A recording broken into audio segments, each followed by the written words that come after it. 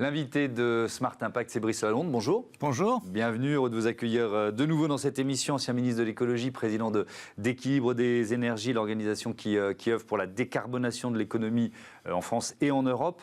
J'ai retrouvé en mars, dans une interview au magazine Le Point, vous disiez « Il ne faut évidemment pas faire de l'écologie la variable d'ajustement du gouvernement ». Est-ce que c'est vrai aussi pour l'action de Michel Barnier? Est-ce que cette crainte est toujours valable? Alors, elle est toujours valable parce que quand on est dans une situation avec une dette aussi immense, on a toujours la tentation de couper dans les dépenses. Et il faut couper dans les dépenses. Mais il vaudrait mieux ne pas couper, en effet, dans les dépenses de la décarbonation parce que c'est quelque chose de longue haleine. Il ne faut jamais s'arrêter. Il ne faut pas faire de surenchère. Et en même temps, il faut surtout de la ténacité et de la persévérance. Mais je ne pense pas que ce soit un très gros risque, puisque quand même, dans sa déclaration de politique générale, Michel Barnier a dit qu'il y a deux dettes, la dette financière et la dette écologique. Et il rappelle son passé de ministre. Et c'est vrai, je l'ai connu, moi, naguère. Ouais. Et effectivement, il a écrit un bouquin qui était tout à fait remarquable, et c'était un bon ministre de l'Environnement. Et comme il a dit, moi, je suis un Savoyard, dans mes montagnes, on fait attention à l'environnement, c'est quelque chose qui est présent toujours depuis la naissance, quoi. Ouais. Bon, maintenant, il faut voir, je pense aussi que quand même, ce gouvernement, les gens que je connais qui sont dans ce gouvernement, ce sont des gens qui connaissent tous l'énergie. Que ce soit Antoine Armand, le ministre de l'économie, c'est lui qui a rapporté la fameuse commission parlementaire sur les raisons de la perte d'indépendance énergétique de la France. Il a même écrit un bouquin qui s'appelle Le mur énergétique. Agnès Pannier-Runacher a été une très remarquable ministre qui s'est battue à l'Europe. Olga Givernet est quelqu'un qui est passionné de la sobriété, qui est une ingénieure, donc c'est quelqu'un qui est dans les sciences. Et puis, bon, même Valérie Létard, dans le logement, enfin, tous ces gens, ce sont des gens qui connaissent bien la question de l'énergie et qui, à mon avis, d'abord, ils sont courageux d'avoir accepté, quand même pas facile. Oui, il y a eu pas mal de refus, notamment à certains postes, notamment pour Bercy. Mais ça, c'est un autre débat. C'est quoi pour vous la priorité sur ce secteur de l'énergie? Qu'est-ce que vous attendez du gouvernement Barnier? Alors, la priorité des priorités, c'est évidemment la persévérance dans un domaine très précis qui est l'électrification des usages de l'énergie. Des usages. Parce qu'en ce qui concerne la production d'électricité, le gouvernement, on va voir, mais le gouvernement précédent, depuis le discours de Belfort du président Macron, bon, on sait qu'il faut faire à la fois des renouvelables, du nucléaire, et il faut y aller. Donc c'est parti en principe, donc on va avoir de l'électricité décarbonée, et d'ailleurs la France, elle exporte en ce moment, tout fonctionne à peu près bien. Ouais. En revanche, du côté des usages, là ça colle pas. Les usages, c'est en principe l'électricité, en ce moment c'est le quart de la consommation d'énergie de la France. Ça devrait être plus de 50%, ça devrait être 60%. Donc il faut électrifier. Alors électrifier les transports, ça y est, c'est commencé avec l'automobile. Oui. Très important l'électrification de l'automobile. Oui, mais alors on a vu que la prime, le leasing à 100 €, il est parti en un mois et demi l'an dernier. Oui. Donc on va ausculter le montant alloué à cette question dans le budget de cette année, quoi. Et alors là, il faut pas mollir, si je puis dire, parce qu'il faut aider les Français à acheter des voitures électriques. Elles sont encore trop chères. Donc ça, c'est très important. Pourquoi? Parce que c'est la flotte automobile française qui est le principal émetteur des émissions de gaz à effet de serre. Donc il faut continuer là-dessus.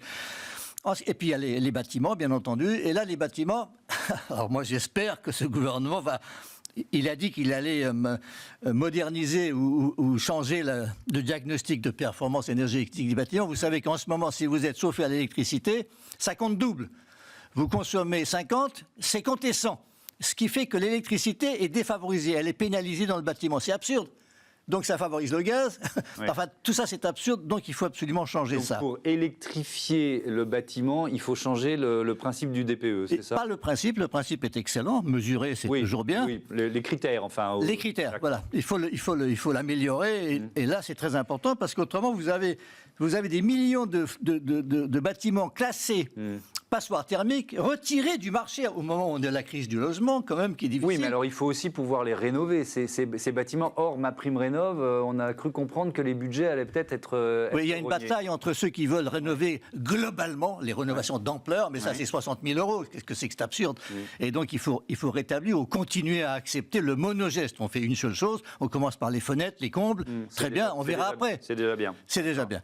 Et puis il y a une chose sur laquelle qui est très importante, parce que Michel Barnier a dit qu'il fallait se battre aussi, être très concret au niveau européen. Eh bien, au niveau européen, on a une grosse bataille, c'est celle des barrages. Allons bon. Eh oui, les barrages, on a beaucoup de barrages en France. On a des montagnes par rapport à d'autres pays européens.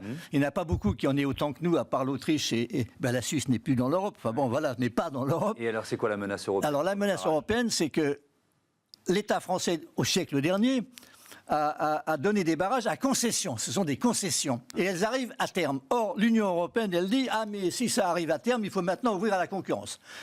Or, les barrages jouent un rôle extrêmement important dans le réseau électrique. C'est comme des batteries. Ça permet de stocker l'énergie et de faire turbiner les barrages au moment où l'électricité, on en a besoin, c'est-à-dire aux heures de pointe. Okay. Donc c'est très important. Le barrage en France, c'est 12% de la consommation d'électricité de la France, mais c'est 25% pendant les heures de pointe, tellement on en a besoin. Et donc c'est un système intégré.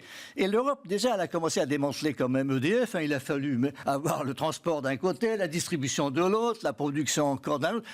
Il faut arrêter ça. On a absolument besoin d'avoir un système qui intègre la batterie, qui intègre les barrages en même temps qu'on produit de l'électricité.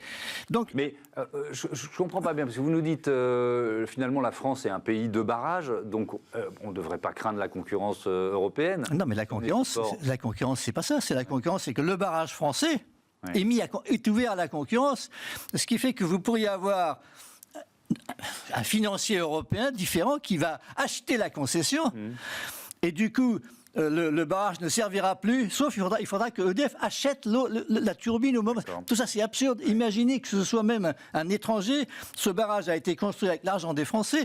Enfin il y a un moment où ça devient absurde. Oui.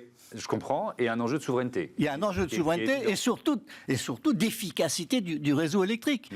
Autrement, on a toujours le risque d'une panne, d'un blackout, comme on dit.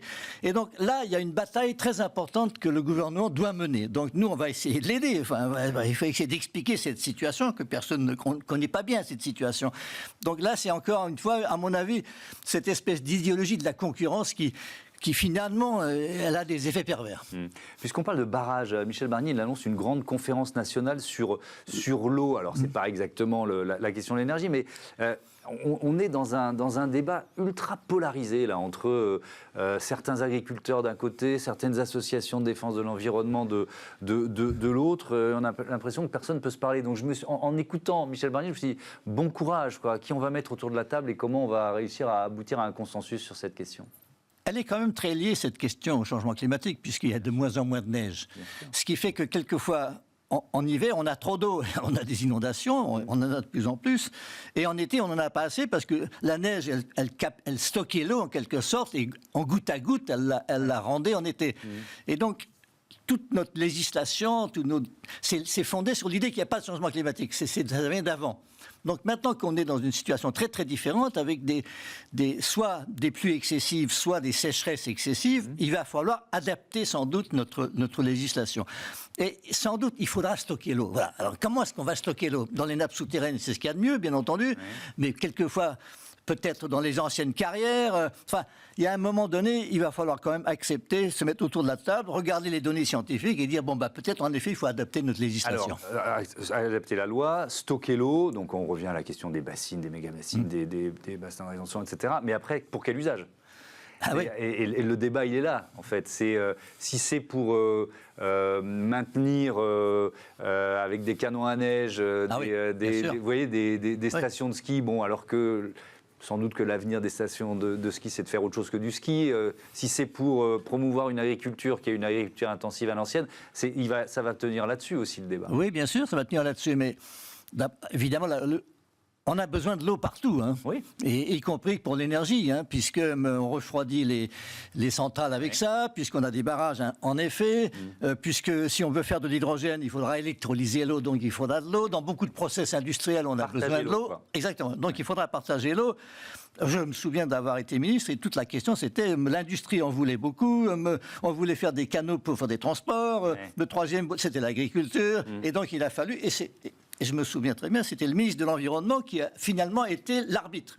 Et bien là, le gouvernement, le gouvernement Barnier, sans doute, va demander au ministère de l'Environnement d'être à nouveau l'arbitre de la question de l'eau.